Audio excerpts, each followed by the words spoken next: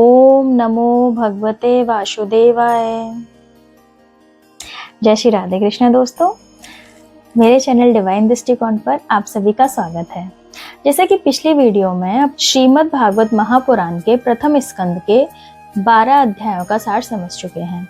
आज इस वीडियो में हम 13, 14, 15 और 16वें अध्याय का सार समझेंगे। आइए चलते हैं 14वें अध्याय की ओर। 14वें अध्याय में विदुर जी के उपदेश से प्रभावित होकर गांधारी और धृतराष्ट्र का वन में जाना, इस विषय पर चर्चा की गई है। आइए शुरू करते हैं। सूत जी कहते हैं कि विदुर जी तीर्थ यात्रा कर रहे थे। वहां उन्होंने मैत्रेय ऋषि से आत्मा का ज्ञान प्राप्त किया। इसके बाद फिर वे हस्तिनापुर की ओर लौट चले। विदुर जी जो थे वो पांडवों के पिताजी के सौतेले भाई थे। विदुर जी साक्षात धर्मराज थे। उनको मांडव्य ऋषि से श्राप मिला हुआ था, जिस कारण वे 100 वर्षों के लिए शूद्र हो गए थे। हुआ यूं था कि एक बार राजा के सिपाहियों ने महर्षि मांडव्य के आश्रम पर चोरों को पकड़ा। अब सिपाहियों ने सोचा कि महर्षि भी चोरों में शामिल है, वे उन्हें भी पकड़ ले गए। अब तो राजा की आज्ञा से सबको सूली पर चढ़ा दिया गया। तब मांडव्य ऋषि पूछते हैं यमराज जी से कि मुझे किस अपराध का ऐसा दंड दिया है। तब यमराज जी उन्हें बताते हैं कि लड़कपन में आपने एक टिड्डी को, कुशा होती है एक प्रकार की घास जो हमारे धर्म में बहुत ज्यादा शुभ मानी जाती है, नुकीली कुशा से एक टिड्डी को छेद दिया था। इस कारण आपको यह दंड मिला है। मांडव्य ऋषि कहते हैं कि मैंने अज्ञानतावश ऐसा किया होगा और इस छोटे से अपराध के लिए तुमने मुझे इतना बड़ा दंड दिया है। मैं तुम्हें श्राप देता हूँ कि तुम 100 वर्षों के लिए शूद्र हो जाओगे। तब यमराज, जो धर्मराज यमराज हैं, उन्होंने विदुर का अवतार लिया था। जितने समय तक यमराज जी विदुर जी के अवतार में थे, तब यमराज जी का कार्यभार आर्यमा संभाल रहे थे। अब जब विदुर जी हस्तिनापुर लौट के आ रहे थे, तब अपने चाचा जी के हस्तिनापुर आने की खबर सुनकर युधिष्ठिर, उनके सभी भाई, गांधारी, कुंती, सुभद्रा, उत्तरा, कृपाचार्य, पांडव परिवार के समस्त नर नारी इतने प्रसन्न हुए, इस प्रकार प्रसन्न हुए मानो मृत शरीर में जान आ गई हो, प्राण आ गए हो। अब तो वे सब उनकी आगवानी के लिए जाते हैं। अब विदुर जी सभी से मिलते हैं और सबने मिलकर प्रेम के बहुत अश्रु बहाए, क्योंकि महाभारत का अभी युद्ध समाप्त हुआ था। सभी लोग बहुत दुखी थे। अब तो युधिष्ठिर उनको, विदुर जी को आसन पर बिठाकर उनका यथोचित सत्कार करते हैं। अब युधिष्ठिर जी विदुर जी से कहते हैं कि चाचा जी, जैसे एक पक्षी अपने अंडों को अपने पंखों में छिपा कर रखता है, उन्हें सेता है, मतलब आप समझते हो ना, सेना यानी हैचिंग करना। अपने अंडों को जब पक्षी छुपाकर उन्हें गर्मी देता है तो सेता है और अपने पंखों में छिपा कर रखता है, ऐसे ही बहुत ही बचपन से आपने अपने कर कमलों से हम लोगों को पाला पोसा है, संभाला है। युधिष्ठिर उनसे पूछते हैं कि चाचा जी, आपने विचरण करते समय, जब आप विचरण कर रहे थे तो कैसे जीवन निर्वाह किया? आपने किन किन तीर्थ स्थानों की यात्रा की, कौन से मुख्य क्षेत्र देखे? अपनी यात्रा के समय आप द्वारिका भी गए होंगे, अवश्य गए होंगे यात्रा के समय आप द्वारिका। तो वहाँ हमारे भाई बंधु, यादव वंश के लोग, हमारे प्रियतम प्रभु श्री कृष्ण सब कैसे हैं? कुशल मंगल तो हैं, सब अच्छे तो हैं? अब विदुर जी अपने तीर्थ स्थानों के विषय में और यदुवंश के विषय में जो कुछ देखा, सुना, अनुभव किया, सारे वृत्तांत कहते हैं, किंतु यदुवंश के विनाश की बात नहीं बताते हैं, क्योंकि वह तो स्वयं ही कुछ क्षणों में प्रकट होने वाली थी, कुछ समय में प्रकट होने वाली थी, और वो पांडवों को दुखी भी नहीं करना चाहते थे। तो हस्तिनापुर में पांडव विदुर जी का बिल्कुल देवताओं के समान सत्कार करते थे। अब विदुर जी कुछ समय तक हस्तिनापुर में ही सबको प्रसन्न करते हुए रहे। एक दिन विदुर जी धृतराष्ट्र जी से कहते हैं कि महाराज, अब तो बड़ा ही भयंकर समय आ गया है। हम लोगों के सर पर काल मंडराने लगा है। आपकी भी उम्र ढल गई है और शरीर बुढ़ापे की ओर जा रहा है, तथा आप पराए घर में पड़े हुए हैं। आपको जीने की कितनी प्रबल इच्छा है, तभी तो आप भीमसेन के फेंके हुए टुकड़े पर कुत्ते के समान जीवन व्यतीत कर रहे हैं, जिनको आपने जलाने की चेष्टा की, विष देकर मार डालना चाहा, जिनकी विवाहिता पत्नी को भरी सभा में अपमानित किया गया, जिनके भूमि धन छीन लिए गए, उन्हीं के द्वारा दिए हुए अन्न पर पले हुए प्राणों को पाकर आपको क्या गौरव मालूम होता है? आपकी अज्ञानता की तो हद ही हो गई है। अब तो आपको अपने कुटुंबियों से छिपकर उत्तराखंड चले जाना चाहिए। अब तो विदुर जी की बात से प्रभावित होकर धृतराष्ट्र उनके बताए हुए मार्ग पर चल दिए। गांधारी उन्हें देखती हैं, अब वो भी अपने पति के पीछे पीछे चल देती हैं। अब तो सुबह प्रातःकाल युधिष्ठिर जी अपने दोनों चाचाओं धृतराष्ट्र और विदुर जी माता गांधारी को देखते नहीं, उनके दर्शन नहीं पाते हैं। अब तो वो शोकाकुल व्याकुल हो जाते हैं। वह वहीं बैठे संजय जी से पूछते हैं। संजय जो थे वो थे धृतराष्ट्र जी के सारथी और सलाहकार। उनको वेदव्यास जी के द्वारा दिव्य दृष्टि मिली हुई थी। उसी के कारण वो महल में ही महाभारत का पूरा वर्णन धृतराष्ट्र जी को सुना रहे थे, क्योंकि धृतराष्ट्र जी की तो पट्टी थी, वो मतलब उनको तो नेत्रहीन थे ना धृतराष्ट्र जी। ऐसा तो संजय जी से युधिष्ठिर जी पूछते हैं अब सभी के बारे में। तब संजय जी वो खुद बड़े ही शोक में थे, बड़े दुखी थे। अब वह अपने आंसू पोंछते हुए युधिष्ठिर जी से कहते हैं कि मुझे आपके दोनों चाचा जी और गांधारी के संकल्प के विषय में कुछ भी नहीं पता। मुझे नहीं पता वह कहाँ गए हैं। इतने में ही नारद जी अपने तंबूरा के साथ वहां आ जाते हैं। तंबूरा जो उनका वाद्य यंत्र है, इंस्ट्रूमेंट जो है, उसके साथ आ जाते हैं। अब युधिष्ठिर अपने सभी भाइयों के साथ उन्हें प्रणाम करते हैं और नारद जी से पूछते हैं कि मेरे नेत्रहीन और वृद्ध पिताजी धृतराष्ट्र कहाँ हैं? तब नारद जी युधिष्ठिर को समझाते हैं कि आप शोक मत कीजिए। एक प्राणी दूसरे प्राणी से ईश्वर की आज्ञा से ही मिलता है और उन्हीं की आज्ञा से दूर हो जाता है। आपके चाचा जी धृतराष्ट्र विदुर जी और गांधारी के साथ हिमालय के दक्षिण भाग में सप्तस्रोत होता है, जहां हिमालय से निकलने वाली गंगा 7 धाराओं में विभक्त हो रही है।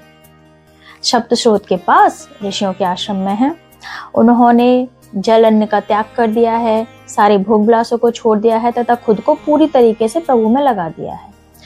तब नारद जी के ऐसे उपदेशों को सुनकर उन्हें धारण करके युधिष्ठिर जी अपना शोक त्याग कर देते हैं। इस प्रकार 13वें अध्याय का सार संपूर्ण होता है। इति श्रीमद्भागवते महापुराणे पारमहंस्यां संहितायां प्रथम स्कंदे नैमिषीयोपाख्याने 13 अध्याय। इस प्रकार 13वें अध्याय का सार संपूर्ण होता है। आइए चलते हैं 14वें अध्याय की ओर। 14वें अध्याय में अपशकुन देखकर युधिष्ठिर जी का शंका करना और अर्जुन का द्वारका से वापस लौट कर आना, इस विषय पर चर्चा की गई है। आइए शुरू करते हैं। सूत जी कहते हैं कि अर्जुन श्री कृष्ण आगे क्या करने वाले हैं यह जानने की जिज्ञासा से और अपने स्वजनों से मिलने द्वारका गए हुए थे। अब तो 7 महीने हो गए, वह लौट कर नहीं आए। इधर महाराज युधिष्ठिर को बड़े भयंकर अपशकुन दिखने लगे। उन्होंने देखा कि काल की गति तो बड़ी विकट हो गई है, ऋतुओं की क्रियाएं उल्टी हो गई हैं, लोग लोभी, क्रोधी, असत्यपरायण हो गए हैं, मित्रता में छल आ गया है, सभी का व्यवहार कपटपूर्ण हो गया है, पति पत्नियों में झगड़ा टंटा होने लगा है।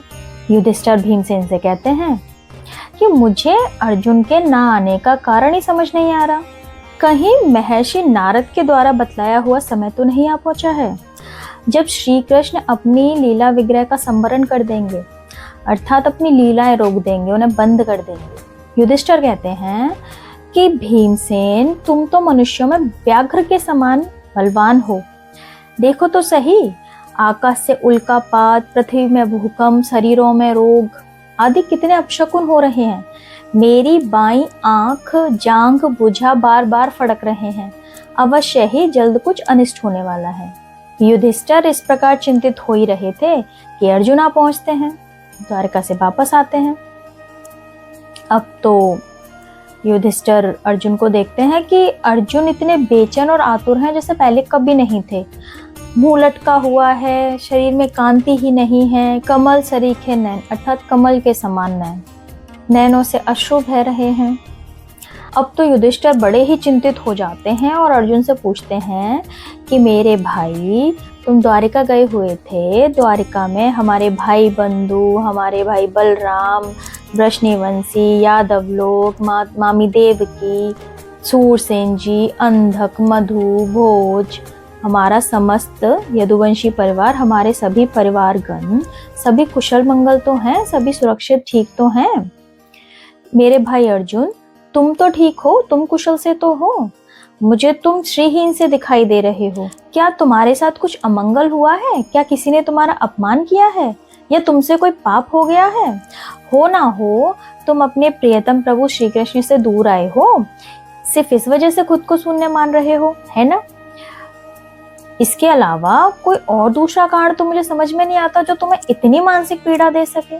इति श्रीमद् भागवते महापुराणे पारमहंस्यां संहितायां प्रथम स्कंदे युधिष्ठिर वितर्को नाम 14वां अध्याय। इस प्रकार 14वें अध्याय का सार संपूर्ण होता है। आइए चलते हैं 15वें अध्याय की ओर। देखिए 15वें अध्याय में श्री कृष्ण विरह व्यथित पांडवों का परीक्षित को राज्य सौंपकर स्वर्ग सिधारना, इस विषय का वर्णन किया गया है। आइए शुरू करते हैं। सूत जी कहते हैं कि अर्जुन तो पहले से ही कृष्ण विरह वेदना से बड़े दुखी थे, किंतु उन्हें ऐसी विषादग्रस्त मुद्रा में देखकर युधिष्ठिर ने तो प्रश्नों की छड़ी लगा दी। अब तो अर्जुन बड़े ही कष्ट से अपने शोक के बेग को शांत करते हैं, अपने आंसुओं को पोंछते हैं और युधिष्ठिर जी से कहते हैं कि महाराज, भगवान श्री कृष्ण ने मेरे ममेरे भाई और घनिष्ठ मित्र का रूप धारण करके मुझे ठग लिया। ठगने का आशय अर्जुन यहाँ पर श्री कृष्ण को हमेशा हमेशा के लिए खो देने के दुख की बात कह रहे हैं। आगे वे कहते हैं, जैसे शरीर से जब प्राण निकल जाते हैं और वह मृतक कहलाता है, ऐसे ही क्षण भर के लिए भी अगर श्री कृष्ण से दूरी हो जाती है तो यह संपूर्ण संसार अप्रिय लगने लगता है। जिनकी सन्निधि मात्र से मैंने बड़े बड़े देवताओं को जीत लिया, जिन्होंने द्रौपदी के घोर अपमान का बदला लिया, जिनके प्रताप से मैंने पार्वती सहित भगवान शंकर को भी बड़े आश्चर्य में डाल दिया और उन्होंने मुझे पाशुपत नामक अस्त्र दिया, ऐसे पुरुषोत्तम भगवान श्री कृष्ण ने मुझे ठग लिया। हे राजन, कौरवों की सेना भीष्म, द्रोण, कर्ण आदि महान मत्स्य यानी बड़ी बड़ी मछलियां, विशाल मछलियों से भरे हुए समुद्र के समान विशाल थी और श्री कृष्ण के आश्रम में रहकर मैं उसे भी पार कर गया। जब मेरे घोड़े थक गए थे और मैं रथ से नीचे उतर आया था, तब बड़े बड़े महारथी भी मुझ पर प्रहार नहीं कर सके, क्योंकि श्री कृष्ण के तेज से उनकी बुद्धिहीन हो गई थी, क्षीण हो गई थी। आगे वे कहते हैं कि हे राजन, आप जिन द्वारिका वासियों की, अपने संबंधियों की बात पूछ रहे हैं, वह तो ब्राह्मणों के शाप से मोहग्रस्त हो गए, मतलब उनको ब्राह्मणों से शाप मिल चुका है, क्योंकि श्री कृष्ण को एक शाप मिला था। इसका वर्णन हम आगे के अध्याय में करेंगे। अब तो वे सभी बारूड़ी मदिरा पीकर मदोन्मस्त हो गए हैं, होश में नहीं रहे हैं। बारूड़ी मदिरा देखिए, जैसे जब समुद्र मंथन हुआ था तो अमृत लेकर तो भगवान धन्वंतरी जी निकले थे और मदिरा लेकर निकली थी देवी बारूणी। देवी बारूणी जो है मदिरा की देवी मानी जाती हैं और सभी लोकों में सबसे उच्च कोटि का, उत्तम कोटि का जो मदिरा होता है वो बारूणी देवी का होता है। ठीक है, तो बारूणी मदिरा पीकर होश में नहीं रहे, मदोन्मस्त हो गए हैं। अब तो अपरिचितों की तरह, दुश्मनों की तरह आपस में एक दूसरे से भिड़ गए हैं और लात घूंसे से मारपीट कर करके एक दूसरे का नाश कर दिया, एक दूसरे को नष्ट कर दिया है। अब तो उनमें से सिर्फ 4-5 ही बचे हैं। सूत जी कहते हैं कि श्री कृष्ण के स्वधाम गमन और यदुवंशियों के संहार का वृत्तांत सुनकर युधिष्ठिर ने स्वर्गारोहण का निश्चय कर लिया। अब तो कुंती ने भी यह वृत्तांत सुना और अपनी अनन्य भक्ति से अपने हृदय को श्री कृष्ण में लगाकर जन्म मृत्यु रूप संसार से हमेशा हमेशा के लिए मुख मोड़ लिया। जिस समय श्री कृष्ण ने पृथ्वी का त्याग कर दिया था, उस समय लोगों को अधर्म में फंसाने वाला कलियुग का धमका। अब तो युधिष्ठिर जी ने अपने पौत्र होता है पुत्र का भी पुत्र, यानी कि नाती जिसे हम कहते हैं, अपने पौत्र परीक्षित को पृथ्वी का सम्राट नियुक्त कर दिया और मथुरा में सूरसेनाधिपति के रूप में वज्र का अभिषेक हुआ। इसके बाद उन्होंने प्राजापत्य नामक यज्ञ किया और संन्यास ग्रहण कर लिया। अब तो युधिष्ठिर जी ने वस्त्र आभूषण सब त्याग दिए, जल अन्न का त्याग कर दिया, मौन धारण कर लिया, चीर वस्त्र धारण किए और अपने केश खोलकर बिखेर लिए। इसके बाद उत्तर दिशा की ओर चल दिए। अब तो अर्जुन, भीमसेन आदि उनके छोटे भाई भी उनके पीछे पीछे चल दिए। जब द्रौपदी ने देखा कि पांडव लोग निरपेक्ष हो गए हैं, तो उन्होंने भी अनन्य प्रेम से खुद को श्री कृष्ण में समाहित कर लिया, उन्हीं को प्राप्त हो गए। श्री कृष्ण के अनन्य भक्त पांडवों के महाप्रायण यानी कि मृत्यु की ऐसी मंगलमयी और पवित्र कथा जो भी कोई सुनता है वह निश्चय ही भगवान की भक्ति और मोक्ष को प्राप्त करता है। इति श्रीमद्भागवते महापुराणे पारमहंस्यां संहितायां प्रथम स्कंदे पांडव स्वर्गारोहणम नाम 15वां अध्याय। इस प्रकार 15वें अध्याय का सार संपूर्ण होता है। आइए चलते हैं 16वें अध्याय की ओर। 16वें अध्याय में राजा परीक्षित की दिग्विजय तथा धर्म और पृथ्वी का संवाद, इस विषय पर वर्णन किया गया है। आइए शुरू करते हैं। सूत जी कहते हैं कि पांडवों के महाप्रयाण यानी मृत्यु के बाद राजा परीक्षित पूरी पृथ्वी पर शासन कर रहे थे। राजा परीक्षित के जन्म के समय ज्योतिषियों ने उनके संबंध में जो सभी बातें कही थी, वास्तव में वे सभी गुण राजा परीक्षित में विद्यमान थे। उन्होंने उत्तर की पुत्री इरावती से शादी की थी, विवाह किया था और कृपाचार्य को आचार्य मानकर 3 अश्वमेध यज्ञ किए थे। जब वे दिग्विजय यात्रा कर रहे थे तब उन्होंने देखा कि कलयुग शूद्र रूप में राजा का वेश धारण करके एक गाय और एक बैल को बुरी तरीके से पीट रहा है। तब उन्होंने उसे पकड़कर घोर दंड दिया। इस पर सोनक जी पूछते हैं कि दिग्विजय करते समय जब परीक्षित ने कलयुग को पकड़ा था और दंड दिया था तो उसे दंड देकर ही क्यों छोड़ दिया, उसे मार क्यों नहीं डाला। इस पर सूत जी कहते हैं कि राजा परीक्षित कुरु देश में सम्राट की तरह शासन कर रहे थे। तब उन्होंने सुना कि उनके साम्राज्य में कलयुग का प्रवेश हो गया है। उन्हें दुख तो बहुत हुआ, लेकिन वह हाथ में धनुष लेकर सिंह ध्वजा वाले श्याम वर्ण के घोड़ों से सुसज्जित रथ पर सवार होकर दिग्विजय के लिए नगर से बाहर निकल चले। अब तो दिग्विजय करते समय अपनी यात्रा में वे देशों में सब जगह सर्वत्र देखते हैं कि उनके पूर्वजों का गान हो रहा है, उनके गुणों का गान हो रहा है, उनका सुयस सुनाई देता है। उन्हें यह भी सुनने को मिला कि किस प्रकार भगवान श्री कृष्ण ने गर्भ में ही ब्रह्मास्त्र के तेज से उनकी रक्षा की थी। अब और उन्हें पांडवों और श्री कृष्ण के बीच जो प्रेम था उसका भी गान जगह जगह सुनने को मिला। अब तो श्री कृष्ण में उनका प्रेम और भी बढ़ गया, श्री कृष्ण में उनकी भक्ति और भी बढ़ गई। अब तो वह अपने पूर्वजों के आचरण का अनुसरण करते हुए दिग्विजय करते जा रहे थे। अब एक दिन उनके शिविर के पास एक घटना होती है।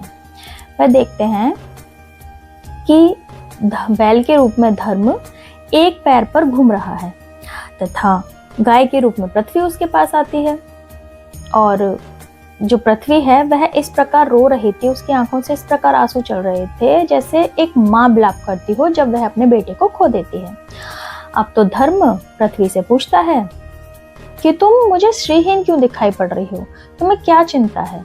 क्या तुम्हें मेरी चिंता सता रही है कि इसके 3 पैर टूट गए, वह सिर्फ एक पैर पर रह गया है? या तुम्हें श्री कृष्ण की याद सता रही है? तुम्हारे कलेश का, तुम्हारे कष्ट का क्या कारण है, मुझे बताओ। अब पृथ्वी कहती है कि तुम मुझसे जो कुछ पूछ रहे हो वह सब तो तुम स्वयं जानते हो। भगवान श्री कृष्ण ने अपनी लीलाओं का संवरण कर लिया है, अर्थात उन्हें रोक दिया है और पृथ्वी को त्याग दिया है। जैसे ही श्री कृष्ण ने पृथ्वी का त्याग किया तो इस संसार पर कलयुग की पापमयी कुदृष्टि पड़ गई है। अब तो मैं देवता, मेरे लिए, तुम्हारे लिए, ऋषि, पितर, समस्त वर्ण, समस्त मनुष्यों के लिए शोकग्रस्त हूँ।